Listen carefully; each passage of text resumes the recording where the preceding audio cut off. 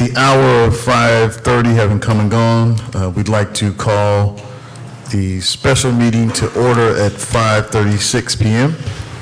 Point of order, Mayor. I would just like to state for the record that this agenda was not posted timely. It was posted yesterday, not 48 hours before the calling of this meeting. Alderman. So anything that happens at this meeting, I'd like to just say that it's an illegal meeting. I'd like to state that for the record. Alderman, you're entitled to your opinion, but this meeting was posted timely. If you want to, Alderman, you can call the Attorney General. This meeting was posted timely, Alderman. For the record, Alderman, if you notice, not only did we send this and post this to the Tribune, but we also posted this meeting on September 26th for the public notice. We got receipt of the public notice. We got a receipt from the Tribune for this meeting. There was a rescheduled meeting that was posted for October 10th in the Tribune. It is posted for 5:30 p.m. for October 17th. And we sent out the public notice, and the attorney can confirm that. All of that is true regarding the public notice, but the agenda for the special meeting agenda was not posted until yesterday, so this is an illegal meeting, just so everybody knows. Whatever action is taken tonight will be referred to the Attorney General's office tomorrow morning. Okay. Alderman, do you also accept not getting paid for this meeting, Alderman? Absolutely. Okay. So for the record, Mr. Treasurer, at this special meeting, Alderman Patton is refusing payment for this special meeting. Roll call, Madam Clerk. Navarrete. Wilson. Here. Tillman. Williams. Here. Gardner. Here. Patton. Here. Smith. Here. Everyone, tonight we are here for the public meeting and the public notice. The public notice that was published in the paper for the record starts this meeting for the public eminent domain proceedings, and the eminent domain proceedings, again, for the record, in the resolution that we have before us tonight, notify the property owners, the parties of interest of the city request for quick take authority by certified mail on September 26, 2024. Caused the Chicago Sun-Times to publish the notice of the city's intent to acquire the property by way of quick take and authority on September 30th as well. We are holding a public hearing at the request for quick take authority on this date, October 17th, 2017. That's the ordinance before us. 2024. So tonight, what you see that's playing tonight is the city's intent. We will have the attorneys explain the purpose of the city's intent for quick take action. We will say for the record that the city has attempted to negotiate with the mall owners. The mall owners had previous discussion with the city where they refused to negotiate with the city. We do not want River Oaks Mall becoming like other malls. So it is our intent to go down two tracks. Tonight will be the eminent domain. Of course, we also have the action for quick take action, which was in Springfield. This city council passed that resolution twice before. Tonight is a reaffirmation of that action that the city council previously took. And then also we have our attorneys tonight to explain the process and explain the quick take notice that was sent out. So for the record, we are on item number 3, which is public comment.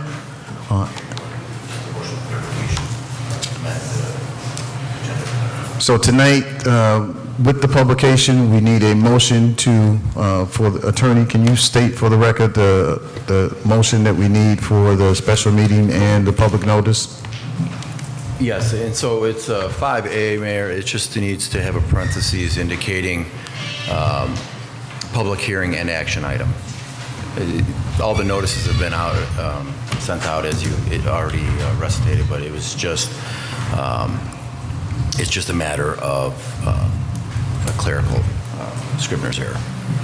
So for the record, Notation of a amendment for 5A to note action item, public hearing and action item.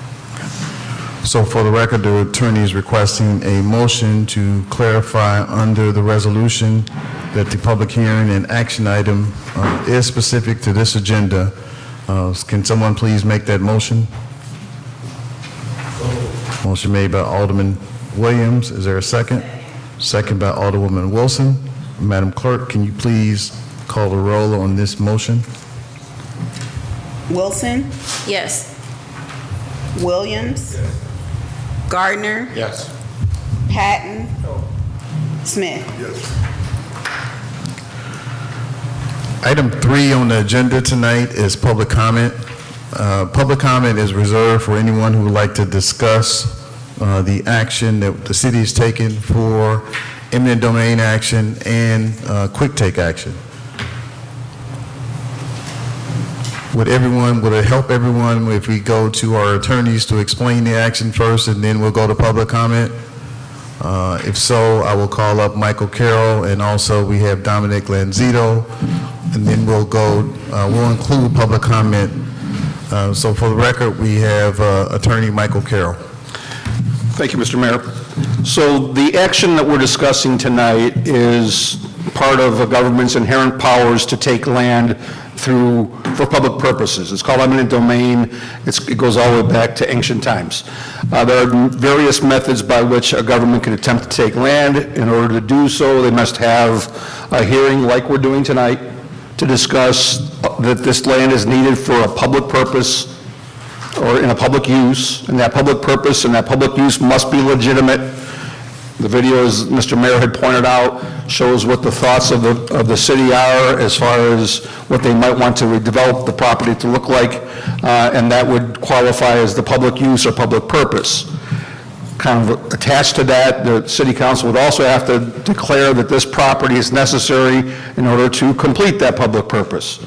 So as the mayor had mentioned, if it's the city's desire not to have this mall fall in the way that many other brick and mortar malls have come over recent years, and they're going to redevelop it, obviously this parcel is unique. It is where the mall is, and it would have to be the property that would be identified by the city council.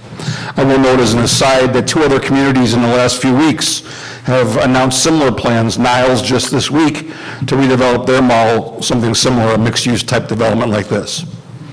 Once those things happen, then the city has to negotiate in good faith with the property owner. The city has been attempting to negotiate with the property owner to no avail. Their asking price for the mall in previous years was sky high, way higher than anyone would believe that mall actually would be. In order to prepare for possible eminent domain, we ordered an appraisal, which we got back in August. It's got an effective date of June. They always go back a couple of months to say that's when all the comparables they looked at for properties were. And we have in our resolution tonight, if the city council approves it, authority for the city and the city attorneys, us, to make an offer, and it must be for the full purchase price of the appraisal. You can't offer less, or it's not considered by the courts to be a good faith offer. If that offer is accepted, no eminent domain is necessary. We enter into an agreement with the property owners to purchase the land for that offered amount if it's accepted. If it's not accepted, the next step would be then, and it will be part of the resolution tonight if the city council passes it, to authorize us to then begin an eminent domain lawsuit. No matter how you're going to take land through eminent domain, that's the first step in that lawsuit, is to file the complaint, and that would be in the Circuit Court of Cook County. Now, there are mechanisms that a municipality may use to try and take the land faster than it would normally take through eminent domain. Eminent domain can be a very lengthy process, but if you use what, as the mayor referred to, quick take powers, you can get it done much quicker, at least the taking of the land. You still may have a long fight over how much it's worth and who's got to be compensated and whether any tenants have to be relocated, et cetera. That can be done later. That claim then gets split in half, or what the law calls bifurcation. They take the money part and put it aside, and they say, okay, the city has convinced the court that it has the power to take quick take. Quick take must be legislatively authorized, and there are several ways that can happen. The 2 that apply to River Oaks Mall would be, number 1, the fact that the property is sitting in what's called an enterprise zone. the Illinois legislature creates these zones where it's predetermined that we want property to be redeveloped, or if it's blighted, fixed up, redeveloped, et cetera, and that's one way to have quick take powers. The second way, as the mayor has mentioned, is through legislative action in Springfield. So our law firm put together large packets of information last month, around the time that we're sending out all these notices the mayor mentioned, and we sent them to the Speaker of the House, the Minority Leader of the House, the Illinois Senate President, and the Minority Leader of the Senate. That's required by their rules. We anticipate that they may review those packets during their veto session next month.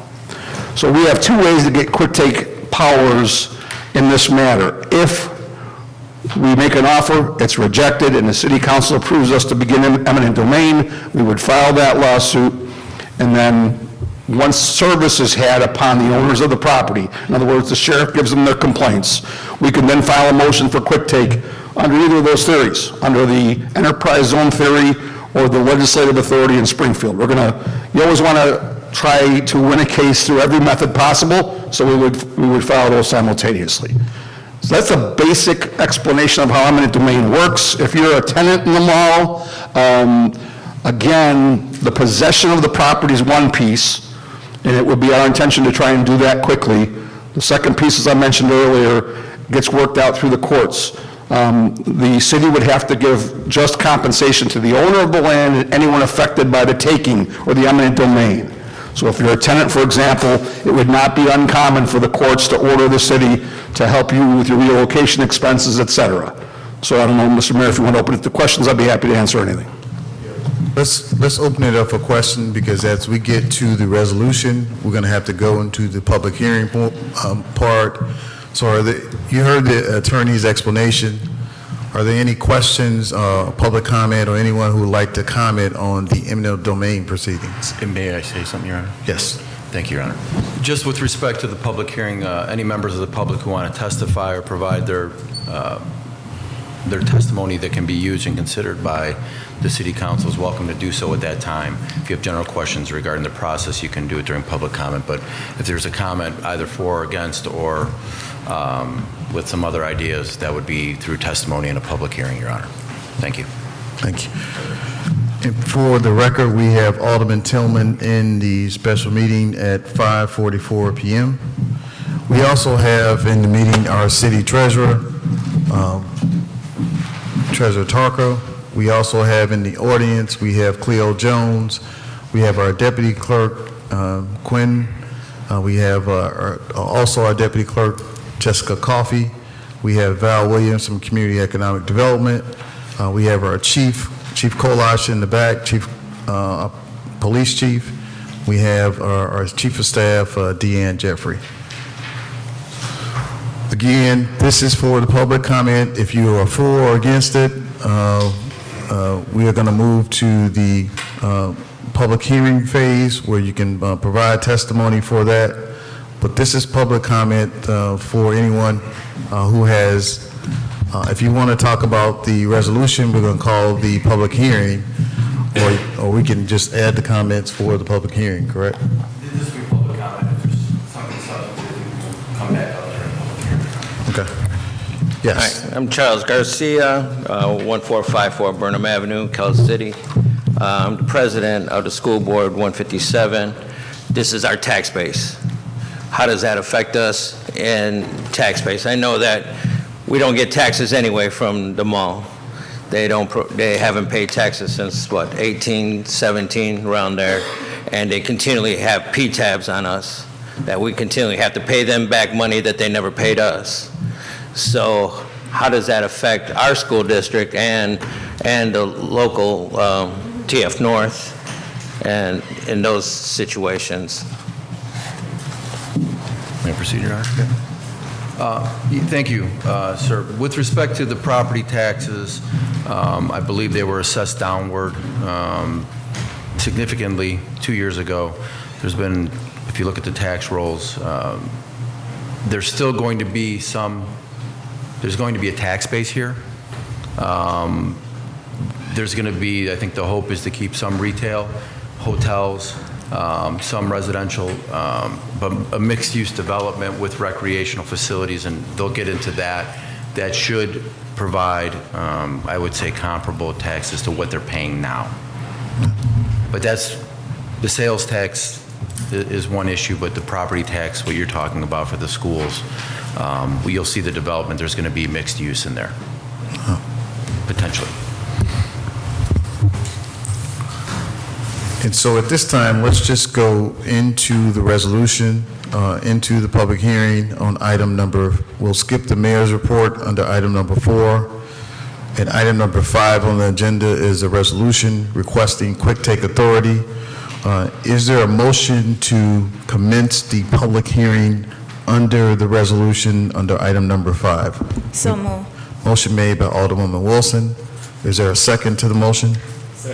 Second by Alderman Tillman. Madam Clerk, can you please call the roll on this motion to commence the public hearing? Wilson, Yes. Tillman, Yes. Williams. Yes. Gardner, Yes. Patton, Smith. Yes.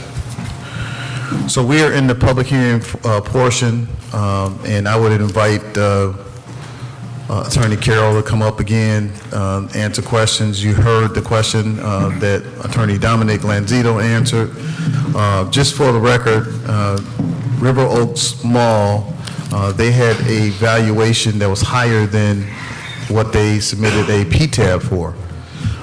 We and our school district joined the city in fighting that PTAB. Unfortunately, River Oaks Mall won. The valuation that they won was $4.5 million, if I'm correct. I think so. Which hurt school districts, which hurt the high school district, and which hurt the city. So the mall hadn't been paying taxes for almost 5 years, and them doing the PTAB was a way to get around what their obligation to the city and to the schools. So this action that we're taking tonight is going on 2 tracks again. The city action and then the action in Springfield. And for the record, I made a request to Speaker Welch. We're going to start this action in the Senate. So the bill that we have will be in the Senate. I will not be a sponsor of the bill in my role as state representative, but we will make sure that this bill will be heard in veto session. So I will turn it over to Attorney Carroll so we can talk about any more particulars and answer any questions during the public hearing. So one of the things we want to make sure that we discuss as a group tonight is this public purpose, what the city council's thoughts are, that you have found this to be a public necessity for public use, for public purpose, and that this property is unique and it's the one that you need in order to do this redevelopment as being discussed. The resolution that's before all of you tonight hits all those points, but you want to look through that if you haven't already, because these are all the findings of fact in law that you have to, as the legislature for the city, make and find before we can then start the action in the circuit court, and even before we can make the offer based on the appraisal we have. So the questions are as much for the city council as they are for the audience. It's not the attorney's job to determine what your public use, what your public purpose. You're the policymakers. You decide what you want to see for your community. You need to make those findings. If you make those findings, you're adopting those into the resolution. We would then move forward immediately, if approved, with a full purchase price offer of the appraisal value that we got back in August to the property owners. They're based out of New York. We have been in communication with their attorneys. And we would then proceed, if they accept the offer, we begin a real estate contract, we do a regular closing, and it's done. I'm sure we would be hearing from tenants at the mall if that were the case, and that's something we could negotiate with them as well. We don't anticipate they would accept our offer, so then we would begin the eminent domain lawsuit. Simultaneously, in working with the mayor's office and the legislature, we would look to see what happens with the quick take proceeding in Springfield, and then we always have the fallback, like I mentioned earlier, of the enterprise zone quick take. That's a separate proceeding. It's a separate motion that's filed into the eminent domain lawsuit. So the lawsuit comes first after an offer is rejected. and good faith negotiations have stalled. And while the eminent domain lawsuit is pending, we would wait for the legislative action, as the mayor mentioned, in the veto session, and still have that the enterprise zone action in our back pocket if we need it. So that's the legality. It's for the council to decide whether this is the public purpose you want to see for this property, and you need to find that this property is uniquely situated, and that's what you need to pick up, and then we would go from there. So I'm happy to entertain any questions. So Attorney Carroll, some of the questions from the city council was about the developers. I know we're in negotiation with the developer, but this comes before. We're doing this simultaneously, and we will bring the developers before the city council. But we wanted to tell the public and the city council that we are working on that track with developers, and we'll bring them before the city council. The goal of the city council is not to have the city pay for the whatever the appraisal price comes in at, is for the developer to pay for that and develop this project. So, thank you, Mr. Mayor, for bringing that up. So, we have been working on several fronts on this project with the mayor's office for several months now, and one of the things we have ready to go also is if this public purpose is declared and the council were to approve tonight's resolution, I also have a resolution ready for a future meeting. If the city council were to find that this developer with whom we've been speaking is uniquely situated in the mayor's office, and we feel that they are, because they have the ability to do the financing now, so as the mayor mentioned, it wouldn't be coming out of the city's coffers. We have a resolution prepared. I have a draft of it here if someone wants to see it after the meeting, to waive the bid process and have them get started on it. But that comes after we begin the process of trying to acquire the land. But thank you, Mr. Mayor, for pointing that out. It's a good point, and we already have an idea on that as well. Alderwoman Wilson? And forgive me if it is in here. The amount that is in here, the original offer, is that what we're offering? Because it is a little over double the amount that they claimed legally in court. Can we, well, first answer that. Is that the amount we're offering? So as I mentioned earlier to the public, in order for an offer to be considered a good faith offer by the courts, it has to be for the appraisal value. So the negotiations that were ongoing previously were without the benefit of that appraisal. That's new, okay? What they claimed in their PTAB is, and that's, Namdar is famous for this. I dealt with Namdar on a property project I was working on in Michigan a few years ago, and they did the exact same thing. They were telling us the mall was worth $47 million, they were claiming to the assessor it was worth $6, and they were appealing their taxes while asking us for 8 times that in negotiations to purchase. That's their standard operating procedure. So the only way we combat that is we get an appraisal. Our appraiser went out looking at other malls, at other retail properties, other commercial properties, and did a comparison contrast based on price per square foot. They have all kinds of factors they look at. Is Cal City better than this community? Is it not as nice as this one? And they do all this mathematics to give us what they feel, as experts, the real value is. And that's the $13.2 million that's listed in the resolution. The only way we get authorized to file an eminent domain is if we tell them, this was a good faith offer, Your Honor, because this is what our expert tells us it's worth. Forget what they're telling the Property Tax Appeal Board. Forget what they're telling their realtor. This is what our expert says it's worth. Therefore, we're asking the court to find this to be a good faith offer. Does that make sense? It does. My only concern is they went before a court and legally said the PTAB amount was the amount, and we're going to offer them more than double that amount. It just seems, can we bring that down a little? Well, no, we can't, because that wouldn't be considered a good faith offer. But the second part is, there is a body of case law that says that what the appraisal they use for a property tax appeal is not admissible in an eminent domain action. And Mr. Lanzino and I were talking about that with the mayor at one point. If we're going to Springfield, why don't we ask them to fix that piece of the law? Because right now we can't use it. Okay. So we have to use our appraisal. All right, thank you. That was my Sure. question. JR, can I ask one more question? Yeah. Back to the piece regarding the tenants. Yes. What would it look like for this council and administration to legally move or pay for them would it be within a certain boundary within the city? And would we be able to cap that at a certain amount? Is it only city property? No, we can't cap it, but it's like everything else in the law, it's a case-by-case basis. So for example, I was on the village board in Orland Park when we did eminent domain on a mall there, and we had to pay to relocate tenants. That part of the process takes much longer. That's why I mentioned that legal word bifurcation earlier. The quick take piece, if it's granted by the court, we can get titled very fast, 30 days or less. Then there's that long conversation about what's fair, because, as I mentioned at the outset, eminent domain is a pretty drastic measure for the government to take someone's land, so it's then incumbent upon the municipality to make it right. And if making it right means we have to move them down the street or next community over, it's what's reasonable. And everything in the law is what, when you talk about reasonableness, it's a case-by-case basis. The tenant would go to the court and say, well, we think that the city should pay us to move to this mall, and this is how much it's going to cost. Some judges have a steadfast rule, I'm going to cap it at $8,000, or whatever it might be, and it really is on a case-by-case basis. Some judges are more flexible, some are more rigid, but the whole idea is that we would be making these tenants whole. It's not their fault that they're in a failing piece of property that the city wants to take. It's not the city's fault. In fact, it's good that the city wants to redevelop it, but we still have to make them whole. Thank you. Sure. Alderman Pat? Thank you.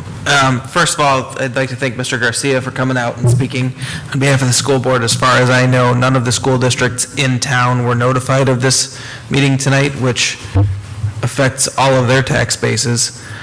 So, Mr. Garcia, thank you for coming out and speaking tonight. Based on what you've said today, is it to be believed that there's a developer lined up, ready to go if we take possession of them all? That's ready to build what's showing on the screens here? That's my understanding, but I did not personally meet with that developer. Can that information be shared with the city council before we vote on something like this? I don't have that. Like I said, I did not meet with them. My piece was more helping one of our other partners, besides Mr. Lanzino and myself, put together some of the documents necessary, make sure all the steps that we had to meet in order to have this hearing and get everything down to Springfield were accomplished, and I did that, but perhaps my partner could speak to that. I don't know. I won't answer that. It was shared with the city council numerous times, but I will share it with the alderman. The law doesn't require us to notify the school districts. The law requires us to notify the public and post the notice. So if the alderman was aware of the law, he would understand that the law doesn't require that. So tonight, it's the action for the eminent domain and the quick take authority. So we're talking about strong arming and not being good neighbors with our taxing bodies that you've asked us to be good neighbors with on a matter that's further down this agenda. You've asked that the taxing bodies would be willing to relinquish certain monies that were owed to them. And now you're going to stiff them out of these monies. As he just said, Alderman, this project will help them get money. So it's not us that took money, it was NAMDAR who went into court. Alderman, The developer that developed this video right here, is that developer here I'm tonight? not going to talk over you, present to Alderman. us? If you have a question, finish your question, Alderman. Okay, I guess my final question is, the developer that put this video together, are they here tonight to present to us? Again, tonight's action is for the process for eminent domain and quick take. Is this developer lined up to go in if we take this action tonight? Is that developer here tonight to present to us to tell us that they're going to put that in there? As I just said, Alderman, we have two developers that are going to do that, Alderman. Got it. So again, for the purpose of the public, we made sure that we have two developers that the city council can talk to about these projects. As Mr. Garcia stated, the school district has been cheated out of its money by NAMDAR. Our goal tonight, if we build this and when we build this, is to make sure that the school districts get whole and the high school districts get whole. NAMDAR put a PTAB in for $4.5 million. And our goal is to make sure that we get our money back, and will the money get back to the school districts once we sell it? Is that a question for me? Through the appraisal process. Are either of those two developers here tonight to present to the city council? I just said they're not here, Alderman. So you're asking us to take a drastic action without a presentation from either developer? Mayor.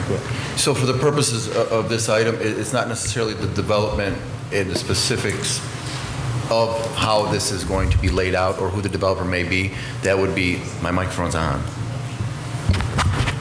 Closer. So for the purposes of this meeting, it's only whether there's a public purpose behind the development. For selecting the developer, and I understand your point, that would be a resolution to approve and select approve a developer with a redevelopment agreement outlining, and there would be a presentation for that likely between the time of that resolution and if you decided to move forward with this action. Right, but you have to understand that for us to consider taking such a drastic action like this, there has to be some viable developer lined up or multiple viable developers lined up to do something.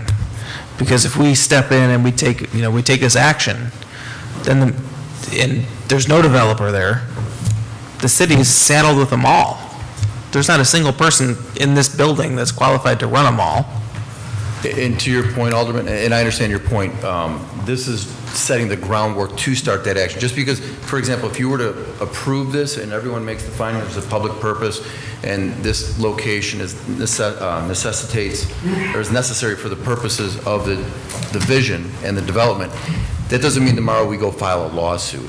The process then would be, there still has to be a vote. Springfield, this is to approve Quick Take Authority, but it still has to be also awarded and granted by the legislature. So there's still time. This isn't as if there's something that would happen tomorrow, the week after. There's still, and then you would have presentations from multiple developers, and then you would ultimately vote on moving forward with a particular development. Yeah. So tonight's action is not asking the city council to spend $13.2 million. Tonight's action is asking for the authority for the eminent domain and for the quick take authority to Springfield, correct? There's a provision in there because we cannot file eminent domain unless we've made the offer. So if there were an accepted offer of 13.2, to further answer what Mr. Lanzito said, I mentioned earlier about I have a draft motion resolution for a future meeting where we would talk about the redevelopment agreement. There's another attorney from our office, Mr. Murphy, that's actually working on a draft redevelopment agreement, so we're ready to go. If this were approved, we would have to extend the offer, Mr. Mayor, to answer your question, in order to file the eminent domain. If at that point in time, the instructions were from the mayor's office, the city council, we want to have that meeting to discuss the actual redevelopment agreement with the contractor before we file the lawsuit, that's the marching order you can give us. We just have to do everything in certain steps. This step, as my partners just pointed out, is to declare the public purpose, to identify this parcel as necessary for that, and to authorize us to make the good faith offer and begin eminent domain. Now, again, your marching orders could be, okay, we want to start that process, make the offer, but if it's accepted, then we have to have that developer come in to say they've got the financing lined up. If it's rejected, we still want to have another check date before we file the lawsuit, and that's certainly at the pleasure of the city council. So the city council has done this once or twice before. We did this with Dominic's, we did it with Pete's. Same exact action that we did before. And the city council approved this resolution twice before, this city council. The state is requiring us to have updated public hearing and updated ordinance. That's what this meeting is for tonight. So the developer, it makes no sense for us to put, the developer wants this action before the developer comes in, because the developer is going to pay the $13.2 million or whatever the appraisal price is. It wouldn't be the city of Calumet City. Correct? Exactly, yes. Okay. Alderman Gardner, you had, I'm sorry, Alderman Patton, are you finished with your questions? I have a question. Regarding Quick Take Authority, has that legislation passed in Springfield? No, this is, it will be brought up in veto session. Okay, to pass. Okay. Next month, yeah. The Senate sends us 8 requirements that they, in order for them to even put the quick take action in the bill. So there is a bill for this, but they sent us all the items that we had to send them, which the attorney sent a package to them. This is part of the last package that's required. Remember, we did 2 public hearings before and an ordinance before. This is to update that ordinance and update the process. Right. So this resolution is required for them to consider passing Quick Take? Yes. Okay.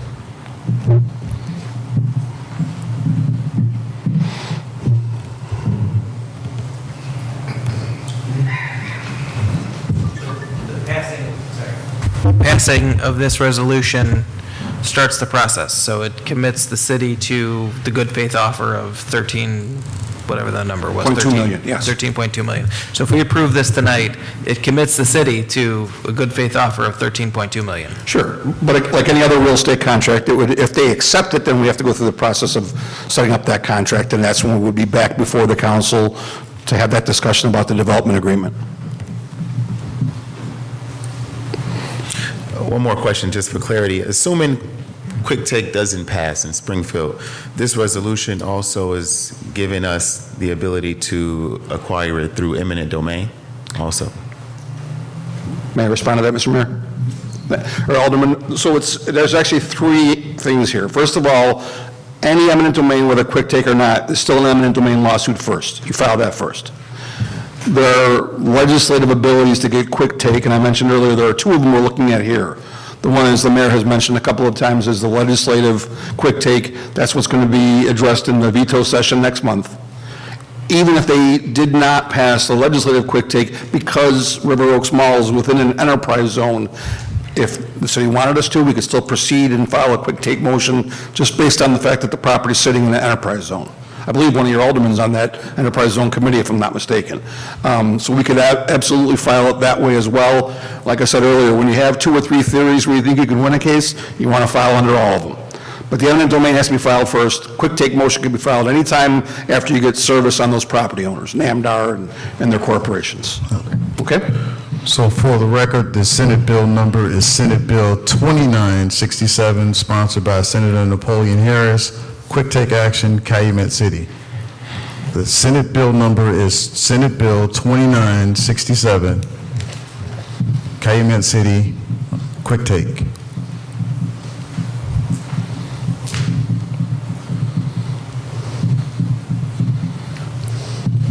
Are there any questions from the audience? You heard the debate tonight, why the city is looking to do this. I know we've gotten a lot of questions from tenants of the mall. We have not engaged the tenants of the mall because our goal is to make sure that we do the action first, start talking about the developers that we will have at a future meeting, but also we don't want to negotiate with current tenants of the mall. We want to make sure that all tenants will definitely have a place in the development. Our number one concern, of course, is negotiating and talking with Macy's and JCPenney's, since they own their building separately. We want to make sure that they are number one in this development, in this proposal. We had 4 aldermen that went to one of the potential businesses that's going to locate in there, Supercharge. So the developer has all of that information and is talking to everyone that will be included in this development. So again, is there anyone from the public, if you want to step to the mic and ask questions, please? Good evening, Your Honor, and council members. Just in general. Address. I'm sorry. Name and address. Oh, I'm sorry. My name is Joshua Thomas. My address is 322 155th Place, right around the corner. Just had a couple of questions. I was listening, and first, one of the questions I wanted to ask was in regards to the current tenants of the mall. Looking at the development of the property, my question would be, would they have an opportunity to stick around if that was the case? I know you mentioned that the owner of the mall will be responsible, or not even probably the owner, but just be responsible for helping them relocate. But what if some decided not to relocate and just wanted to be a part of the new vision here? It creates the excitement that we want, because the first goal would be to keep the tenants that are there. Okay. So again, the priority would be that, but it would be up to the developer to do that. The city can tell the developer we want at least 20% or 30% of the current tenants, whatever percentage the city council want to assign, before we do the redevelopment agreement, before we do the sale. We can make that in the ordinance where we require them to do 30% of the tenants in that new development. Thank you, Your Honor. Just a follow-up question as well. Just knowing how eminent domain law work, as well as the Quick Take Act as well, and knowing with eminent domain, there is a portion where you guys send an appraiser, and of course their appraiser comes back. And with regular proceedings, if there is a difference in that amount, it goes to a jury to then make a decision on what's truly fair. And with the Quick Take, it sounds like with that action, it's going to be sold to a private owner, I'm sorry. And with Quick Take under that scheme, it's very, very stringent paths you have to take. How confident are you all that you truly have a legal case to take under that act? This has been, I'll turn it over to the attorneys, but this has been done twice before. Okay. We not only have Calumet City Quick Take, but there's an action also for Quick Take in Will County that's happened in veto session.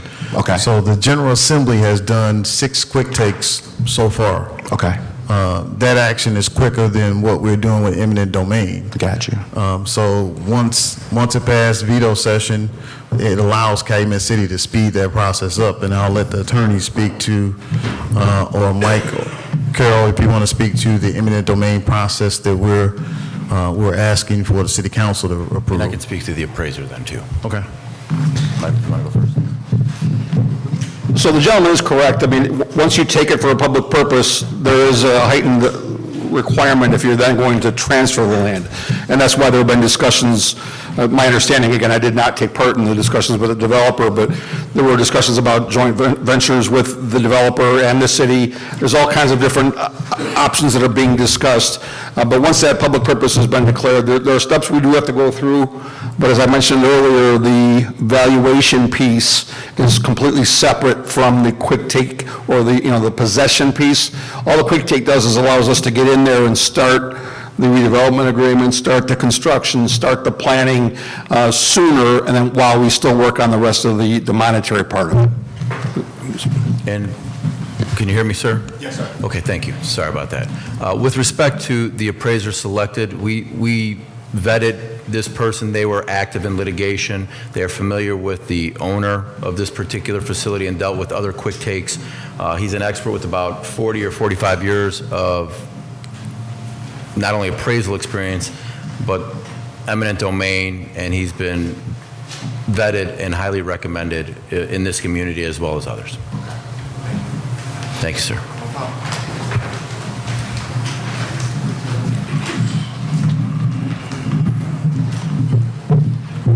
Charles Garcia, 1454 Burnham Avenue. Just out of, if everything went well, happens tomorrow, what's the timeline for all this to get done? Are we looking at a 5-year project? Are we looking at an 8-year project for this to be totally, renovated or reconstructed? Because it's a lot of old property, and I know that we don't even know what's in it. Building a new school, we never expected to run into asbestos, land that wasn't lines, sewer lines that just, you never expected to be here or there or something else. I mean, what's the realistic view of how long this will take? And I know I can't, there's no way that you guys can really, but what's the ballpark figure? Is it 5 years? Is it 7 years? I mean, because it's going to take time. And I understand that, but at least it's a starting point. Yeah. I would say between that time frame, we don't want to commit to that time frame, but what I will say, this city council passed another action for Sears to look at demolishing Sears, and even the cost of that has risen from what we told the city council because there may be potential asbestos in that. So that could probably take 6 months or a year to just demolish Sears, which the city owns. This potential development could take between the time you stated, or it could take less time. And I mean, they could do it in phases, but whatever we do, the city would have to ask any developer to show us their financial commitment, either through escrow, or show us that you've done this before, and then show us that you have the money to complete this type of project. The project is broken down in phases because certain parcels will have, for example, Supercharge, which will own its own site, and they will build that separately. Certain parts of this requires hotel, and it requires other economic incentives for the city. So they would have to show us, the city, number one, that they got the money to pay for the appraisal amount of $13.2 million, and the city may request more. I mean, the city may say, we want you to pay us $15 million. So it could be that amount, but they have to show us that they have the financial commitment to the city first before we go further. So once we do this and we get this past this, then the goal will be to bring the developers before the public and the city council. I don't think the developers want to negotiate in public. They want to negotiate with the city first and then present it to the public.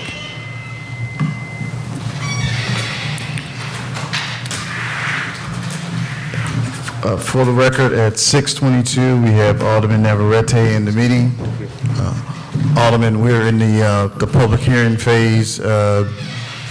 Got questions from the alderman, so we are now talking about the resolution that we have that was at the last meeting that we requested to have passed at the public hearing. So far we've had 2 people speak, Alderman. A couple of the aldermen asked questions, and so I'll turn it back over to the audience if you guys have any more questions for the attorney or the process. I have a question. Alderman Wilson.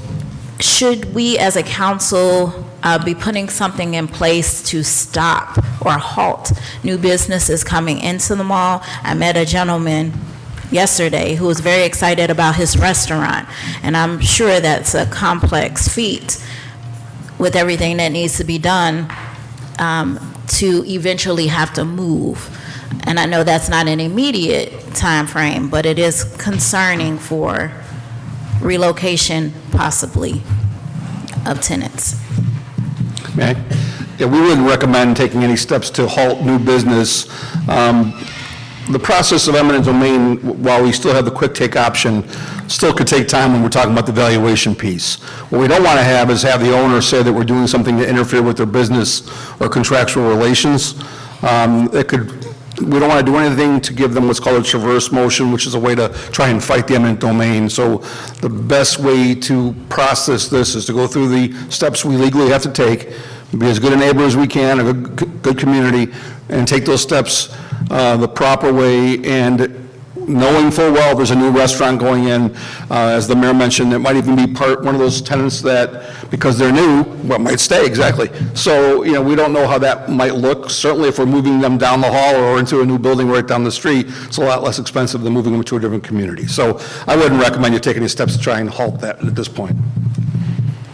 And my second question, I know when we met with Supercharge, and I'm super excited about Supercharge, they sort of indicated that they do their own build out of the dome, so they would work in partnership with whatever developer comes before us? There are portions of this development where you see Supercharge that NAMDAR owned, which we thought was separately owned in the back of the mall. And the developer goal would be to parcel off those land, get those pins subdivided, and then have either Supercharge or whoever Supercharge and other developers go in there and own their own pins. So it would be a subdivision. I think that will come before the council too, or Into the county. into the county. So it'll be subdivided. Mayor, just for a point of clarification, if you can explain to the public what Supercharged is. I know you know what it is, but for the record, yes. So Supercharge is, I can't remember the company that we have currently here in Illinois, but Supercharge is a 3-level race company, go-kart, if you will, that they have them in New Jersey, they have them in Boston, but they've agreed to come to Calumet City. So Supercharge is this company that just built another store in Boston where they race cars every 8 minutes. And it's the reason they call it Supercharged because they have 2 tracks. They got one track which they call Coca-Cola, and then another track they call Sprite. So they're racing against each other, and in 2 days they open up the track where you race on one track, which three of the council members went to see Supercharged along with several others. So it's an exciting race company, different than the race company that we have in here in Illinois, which I can't remember the name of. I'll look up, but it's not a flat track. Accelerate. That's it. Accelerate. So it's different than Accelerate. Accelerate is flat. Supercharge has 3 levels. That's exciting, more exciting than Accelerate. Are there any more questions from the audience? I know Alderman Navarrete give you time if you want to ask questions. We made a motion to go into the public hearing, which we are now, just discussing the resolution. Apologies if I missed it, and apologies for my tardiness. Was there a time frame or an implementation of expected timeline for, and what part of the process is this? So Alderman, this is basically the determination that this parcel is necessary for a public purpose and a public use. We've identified what that is, which is this redevelopment area that's on the screen, which we commonly refer to as River Oaks Mall. The resolution would authorize us as city attorneys to present an offer based on the appraisal value we got back in August, which is $13.2 million. We can't, as I answered to one of the older people, we can't reduce that amount or else it's not a good faith offer. So it's got to be the full appraisal value. If that's accepted, then we begin the process. We come back to the city council, say, hey, we extended this offer per your authority. It's been accepted. And then we would talk about the next steps for creating a real estate contract, doing a real estate closing, and then entering into a redevelopment agreement with whatever developer the city council were to choose. If, however, our offer were rejected, we would then file an eminent domain lawsuit in the Circuit Court of Cook County. Simultaneously, we've already sent packets down to Springfield for the veto session. Senator Harris has already filed a bill. As the mayor mentioned, he gave the bill number a moment ago, and it's set to be heard in the veto session next month. So we would anticipate some action on that. So we'd have the quick take authorization from the state legislature. And then finally, we also have potential quick take powers under the Enterprise Zone Act because River Oaks Mall is considered to be an enterprise zone. So the timetable will be quick for the offer, and then depending on what the city council's pleasure is, either come back and tell you what happened with that, or if the council said, no, just go ahead and file the eminent domain, and then we'll worry about it, whether quick take happens or not. Either way that can happen. So the first process could be as fast as tomorrow, and then we're talking next month for the legislature and whatever the council desires for the filing of the complaint. It's ready to go. Alderman, that bill number was Senate Bill 2967.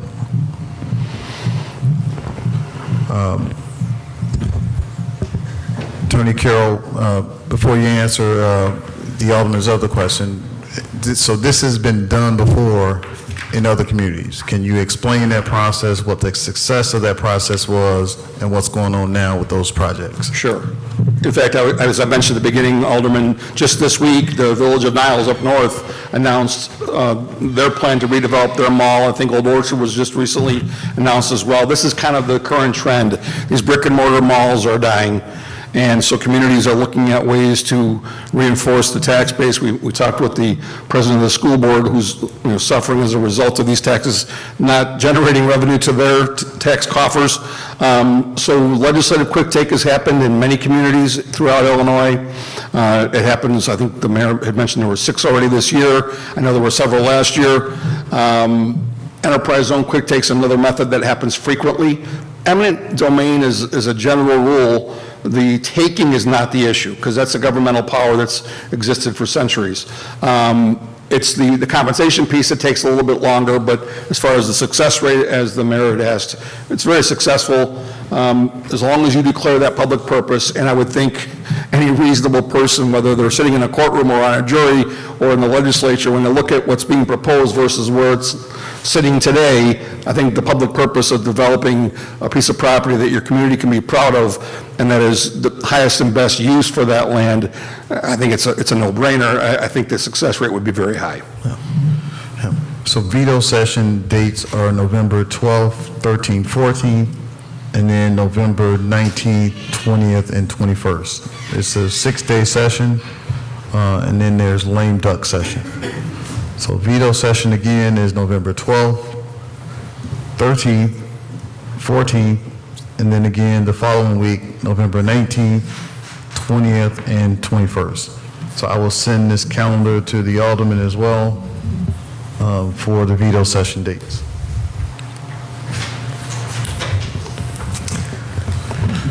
Alderman Navarrete. Thank you. So just, I think we're aware now of a lot of the developments that are happening across the area as it pertains to redeveloping mall sites. Is there any step of the process as far as understanding what is the sales tax revenues, what is the property tax revenues that the mall currently generates, and what part of the process, and if you have any knowledge of how these other municipalities have done it, are they looking at a developer and have kind of that commitment and then understand what that development looks like, what kind of sales tax revenue that's going to generate, what kind of property tax revenue that's going to generate, and compare it to what it's generating currently? And then, I guess, how do we make an informed decision so that we're not purchasing a mall, demolishing a mall, and then sitting on it for, let's say, 5 years, waiting for, this right development to happen, because this is a huge undertaking. It sits on roughly 80 acres, and it would be a phased development plan that would take some time to get funding to build. So a great vision, and it's certainly a direction that, again, a lot of municipalities are moving toward. But how do we assess the tax revenue impact and the impact on our budget as we move through this process? Great question. We did address some of it, but I'd be happy to rehash it, which is the developers with whom we've spoken so far are all of the nature where they would be able to get the financing themselves. So it would not be city money being used to develop this land. Those were the conversations so far. If this offer were either accepted, or if the quick take were approved in Springfield, or the quick take were approved through our motion filed in the court under the Enterprise Zone Act, we would come back to the city council and say, okay, we've got the possession piece, we still have to work out the compensation piece, because they break that in half when you do a quick take. They let you take the land right away, because they understand there are unique situations, and this is one of them. If you have a developer who's already got the financing, got the wherewithal, and they have an opening on their calendar to start on a project, does the council really want to go through a long bidding process, or do you want to contemplate narrowing it down to one or two, and then just making a decision, passing a resolution to waive that bidding process and select that developer if they've got the financing lined up? One of the major reasons why quick take is allowed, because those unique opportunities come along not all that often. So that's why we decided to go with the quick take piece, so we can have that conversation. So if that were to happen, the developer would come back before, one of the other aldermen asked about, well, are they here today? No, we're not at that part of the process yet. But if the quick take were approved either through through the legislature or the Enterprise Zone Act, then we would have to come back and say, all right, now we're ready to talk about how you want to develop this. And to answer your question, that would be the conversation then. I've got resolutions ready to go if the council at that time were prepared to waive the bidding process because they were impressed by one or the other of these developers.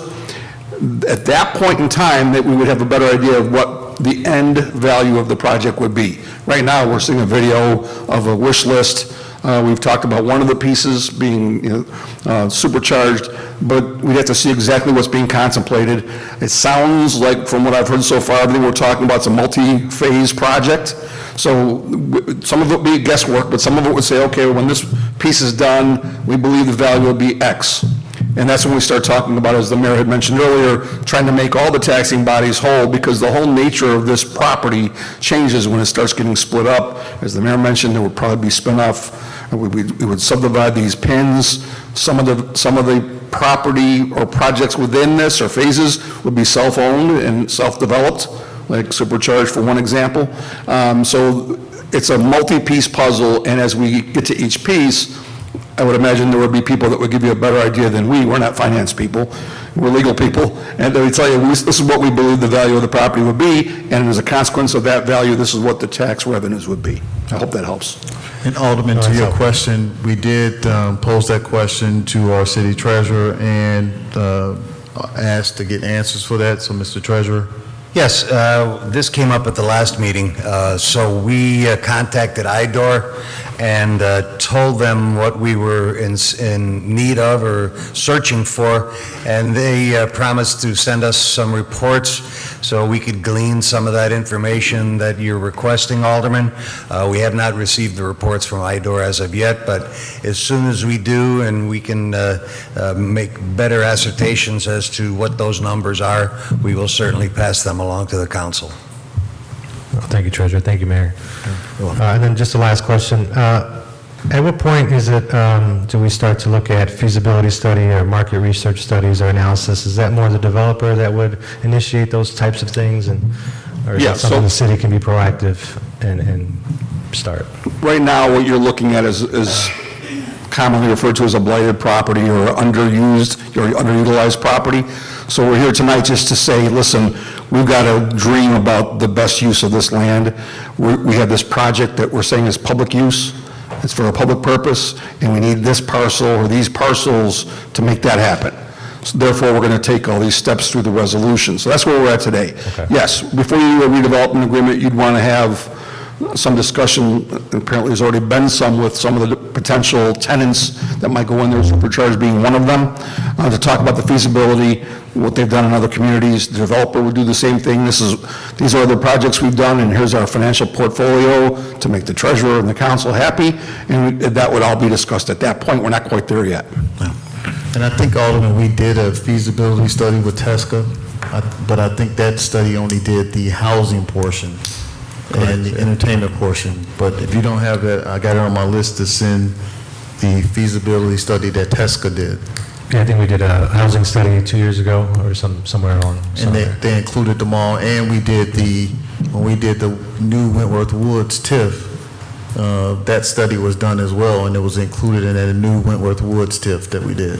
Yeah, so it sounds like, we can run these processes parallel as far as talking to developers, figuring out those next steps before we commit to purchasing the mall. I guess was my question. And before you came in, the funds wouldn't come from the city, it would come from the developer. Okay. To that point, and I asked this question earlier, and Alderman Navarrete, you weren't here, but I asked this question earlier. If we approve item A tonight, it commits the city to, if the mall accepts the appraised value, we're committed to it. Well, there would be an offer extended. We make offers on behalf of municipal clients all the time, and everything is subject to the approval of the city council. So even though you're authorizing us to extend an offer, let's say they accept, which I don't think is likely, but if they were to accept, we would have to then prepare a contract. That contract would be subject to the city council's approval. Then we would come back, even though tonight you're approving us making the offer, there would be a future resolution authorizing us to, or authorizing the mayor, whomever else, to execute the contract, just like there would be a contract later on for the redevelopment agreement with the end contractor. Those are all steps that would occur after this. This is authorizing us to go make that good faith offer based on our several months, if not years, of communicating with NAMDAR. We highly suspect that they will reject the offer, and then we'll be at the next step. I get that you think that they're going to reject it, but the fact of the matter is, I want a clear answer on this. If we approve item A tonight, we are approving you to make an offer of $13.2 million. Correct. Okay. And the statute of frauds requires contracts for real estate to be in writing, so our verbal offer is basically the opening salvo for them to say, yes, we're going to accept it. We would then have to create a real estate contract and get that signed before it would be valid. Yeah. And as you stated for the record, that 13, whatever offer we extend will not come out of city funds. It will come from the developer that the city would choose. That's my understanding is with the developer with whom you've spoken. I have not, but yes. And just so everyone is aware, NAMDAR has offered counter that they think the value of the property is $40 million. And I don't think there's anybody in this room that thinks that River Oaks Mall in this current state is worth $40 million. So we know out the bat that they're not going to accept the offer because they think the mall is worth $40 million. But they also filed something in court saying that the mall was worth $4.5 million. So we have, again, and I will say this, we have slumlords who think that the mall is worth more than it is, but it's worth, our offer is what we extended to them that the city would not come out of. Excuse me, I have a question. Alderman Gardner. So, seeing that this is a large undertaking for the city, would it be in the best practices of this council to defer action tonight, contingent upon the outcome in the veto session? No, we're asking in order for veto session for this to occur, we have to take action like we did before, or there's no quick take action. There's no economic development. There's no process because the time would not allow us to do it. So this action is asking us to tell the General Assembly that the City Council wants you to go forward with the quick take action. This is also saying that on this part, we want the city to go forward with the eminent domain action. So the bill that is filed, the Senate has their rules, and those 6 rules state that we have to have this public hearing and we have to authorize it. May I add to that, Mr. Mayor? Yeah. So, Alderman, the legislature and even the statute that allows this understands that quick take causes weird things to happen where we have to move fast. However, normally, if there weren't this issue with the developer and we think we can get this thing moving, the city council would have already authorized us to make that offer. We would have already made the offer. We would have, had all these negotiations and done all these other things first. Because it's quick take and because we have a veto session coming up, the legislature's allowed us to send that all down last month, telling them we're having this meeting on October 17th to get this last piece done, because this, as the mayor mentioned, this resolution is a condition precedent or something they require before they can have that veto session consideration of Senator Harris's bill. Does that make sense? Mm-hmm. Okay.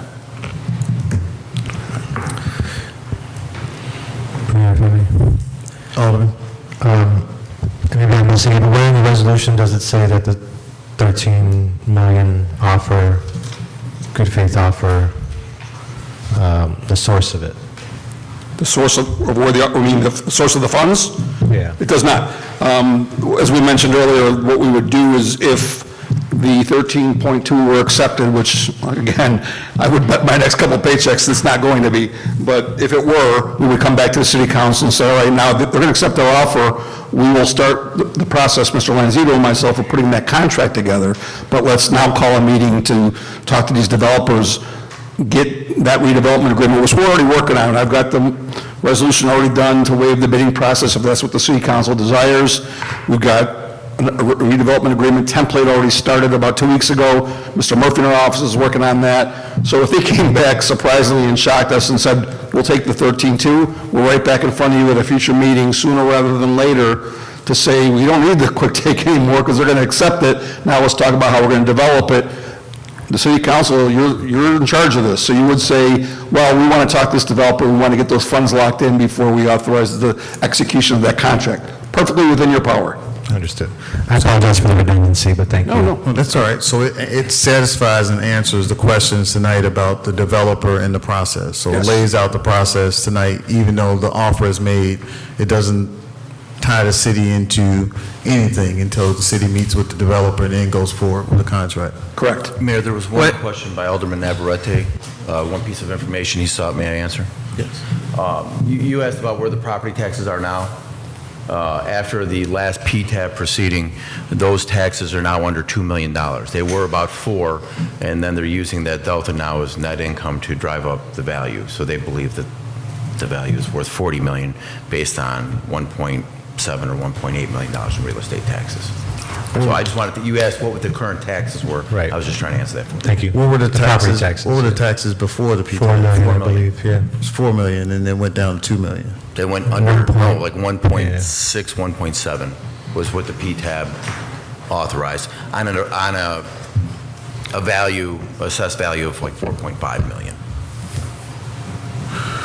Thank you. Sorry. No, it's okay. So if this got approved tonight, and let's say in a miracle scenario, they come back and they say, we'll accept the 13.2, and there's no developer there, we're on the hook for the 13.2. No, again, so there are all kinds of times we go in front of the city council and ask for authority to settle a lawsuit, authority to purchase a piece of real estate. What's unique about real estate is, as I mentioned, it's called the statute of frauds. There are certain contracts under U.S. law that must be in writing. Real estate purchases are one of those areas that they have to be in writing. So what we would do is we would extend a verbal offer. If this were approved tonight, we'd probably extend it tomorrow. I would say no later than early next week with NAMDAR. And if they were to come back and say, we're going to accept it, then we'll say, okay, we'll prepare a real estate contracted draft, send it to you for your approval. One of the conditions preceding in that draft, or the conditions that would have to be satisfied to close, would be approval of the city council. We would then notify the mayor's office, the city clerk's office. We need to have that next meeting about the developer, because I'm sure you're going to want to know where those funds are coming from before we sign the contract. And I would imagine at that meeting, you would address both those issues. The redevelopment agreement, whether you want to waive the bid process or not, choose a developer, and then execute the contract to pay the 13.2, and that would identify where those funds were specifically coming from. So what you're authorizing tonight is for us to extend the offer. It's a verbal offer on what's required to be a written contract.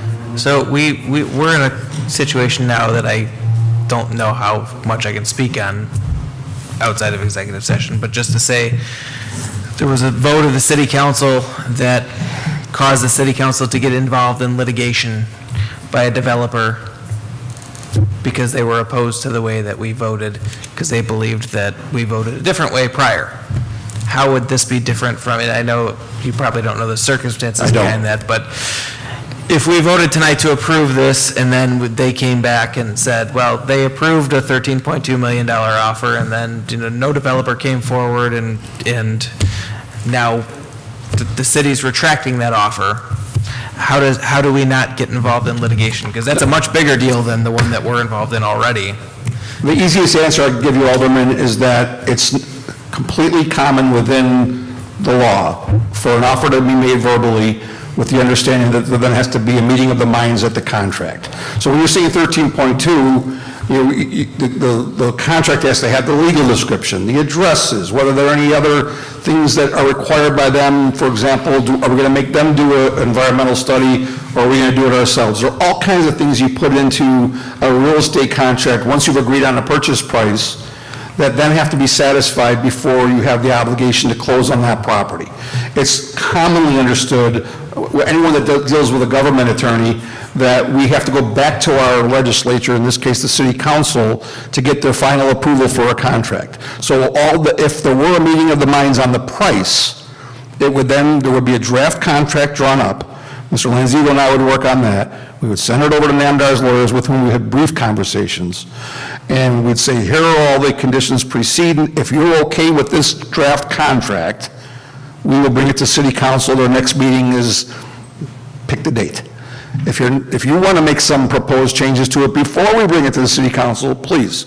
The minute there's any kind of discourse between two sides on a contract, it's considered a counteroffer, and it's immediately dead if you want it to be dead. So trust me when I'm telling you, we are not under contract until there's a signature by whoever the city council gives authority to. Based on my review of your resolutions, it's typically the mayor. Whoever it might be that you authorize to execute the contract, that has to be done before there's a final binding contract. Now, all that being said, can you be sued? Sure. People sue all the time. Does that mean they're going to be successful? No. And this is very, very common. We represent everything from small sanitary districts up to larger governmental units, and we engage in contract negotiations based on an initial approval from a council or a village board all the time, and it's very, very common. Okay. Are there any more questions from the audience or the alderman? If not, Alderman Tillman, is there a motion to approve? Motion to close the public hearing? First, we're going to take a motion to close the public hearing at 6:51 PM. So move.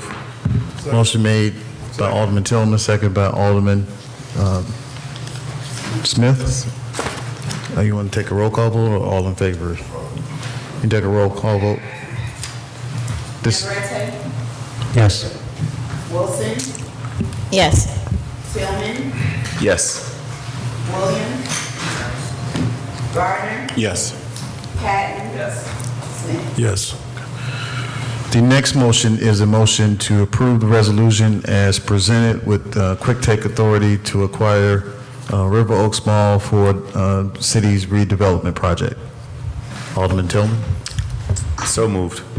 Alderman Tillman makes a motion to approve the resolution, and second by Alderman Smith. Discussion.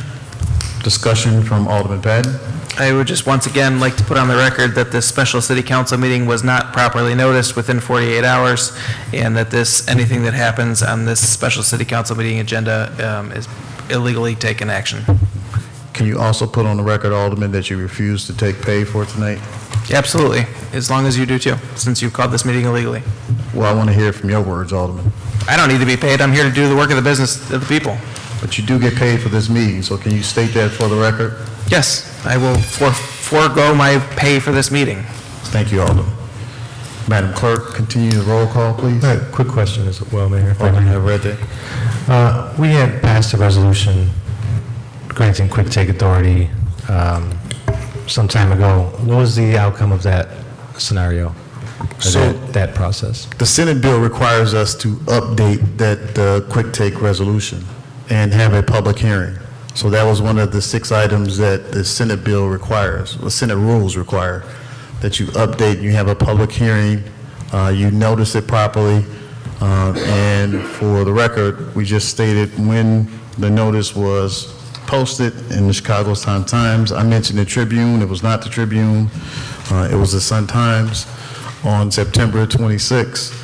And then the notice was, well, for the record, can you state, Attorney Dominic? Yes, Your Honor. It's on the second page of the resolution, Alderman. The certified mailings were done on September 26th, and the publication in the Chicago Sun-Times for today's hearing was on September 30th, which has to be 15 to 30 days before the public hearing. So you have to actually, as the mayor said, update everything. You have to update your appraisals because those become stale for the session and for the legislative vote. I forgot the appraisals. Alderman. So this has to be passed soon. Yes. Yeah. I'm unfamiliar with Alderman Patton's point, but for the record, can someone just speak to the timing of the agenda posting? The agendas have to be posted, today is Thursday, have to be posted on Tuesday, Alderman. And that was done. That was done, and then it was also done with the public notice. Public notice was done, which I mentioned at the city council on October 10th, that the agenda was posted. It was pre-posted in the newspaper. If you want copies of, do you have copies of what the receipt from the Sun-Times? I don't have the certification. Mr. Carroll, do you? Do you have a copy of the certification of the posting? I do in my office. I don't have it with me, but I will point out that we, at one point, thought the mayor wasn't going to be able to make tonight's meeting. I had my assistant pull down the agenda from the city's website Tuesday, so I know it was posted at least 48 hours in advance. In addition to the mailings and the Sun-Times certification, we do have the actual certified copy in our hard file at the office, though. I'd be happy to email it in tomorrow. Can you email it to all the aldermen, please? Absolutely. Absolutely. That confirms Sure. that it was posted on September 26th. Yes. Thank you. You're welcome. Can you continue with the roll call, Madam Clerk? What's the We have a motion? motion in the second. We have the motion. Discussion. Is there any further discussion, Mayor? Just go. Go ahead, roll in. Navarrete, Yes. Wilson, Yes. Tillman, Yes. Gardner, Yes. Patton, No. Smith, On a roll call vote of 5 voting yes, 1 voting no, the city council approves the resolution for the redevelopment and quick take authority for River Oaks Mall. Thank you, council members. Item B and C, if we can table and take up at the next city council meeting. We do not have the ordinances. I know the attorney is working on the first-time home buyers program and the property tax relief, which will be at the next city council meeting. There being no further business to come before the public meeting or the special meeting, is there a motion to adjourn the meeting at 6:56 p.m.? So moved. Motion made by Alderwoman Wilson, second by Alderman Smith. All in favor? Aye. Meeting adjourned at 6:56 p.m. Thank you, Alderman.